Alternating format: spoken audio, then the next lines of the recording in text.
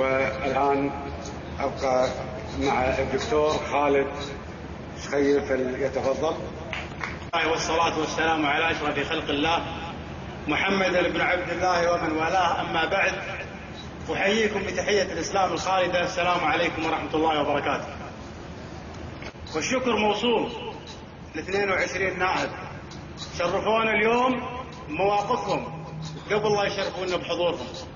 22 نائب صوتوا للوحدة الوطنية، 22 نائب رفضوا الامتيازات المقدمة من الحكومة، 22 نائب صوتوا ضد الوزير الذي يتحدث عن اسعار الاستجوابات، 22 نائب تكاتفوا ووصلوا رسالة لكل من يريد أن يضرب الوحدة الوطنية أننا ككويتيين حضر وبدو وشيعة وسنة لا نقبل هذه التفرقة.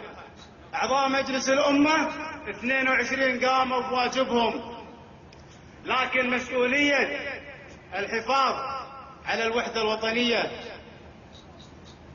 مسؤولية النظام وليست الحكومة، أكبر من الحكومة.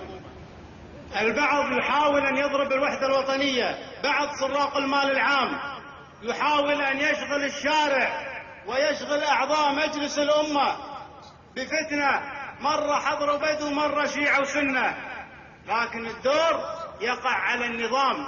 يجب أن يتدخل النظام في هذا الوقت في كل حكومات دول العالم. الحكومة هي التي تحث الشعب على الوحدة الوطنية، إلا عندنا بالكويت. عندنا بالكويت الشعب هو الذي يحث الحكومة على الوحدة الوطنية. فأتمنى من النظام، كلامي واضح موجه للنظام، أن يقوم بمسؤولياته ويحفظ الوحدة الوطنية من عبث البعض.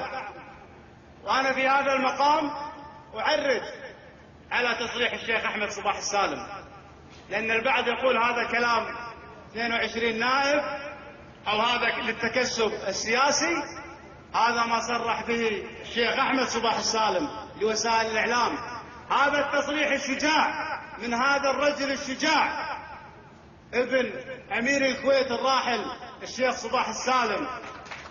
هذا الرجل قال أن قبل طرح الثقة في وزير الإعلام الحكومة لعبت سياسة حتى لو كان على حساب الوحدة الوطنية، وفتحت موضوع المزدوجين، وهي لا تقصد موضوع المزدوجين، هي تقصد صرف الأنظار عن إخفاقات الحكومة في عملية التجنيس الأخيرة.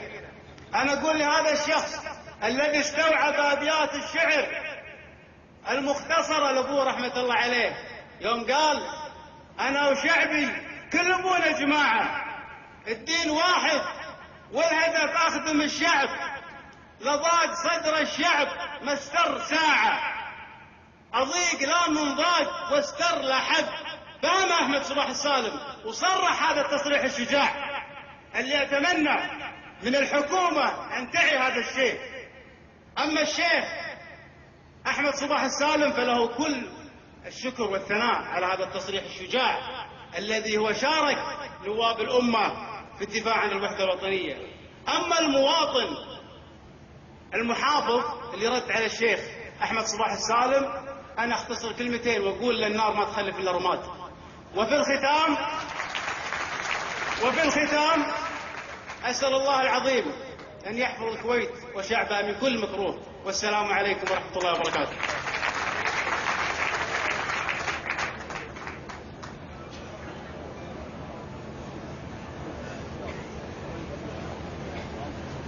شكرا للدكتور خالد شخير.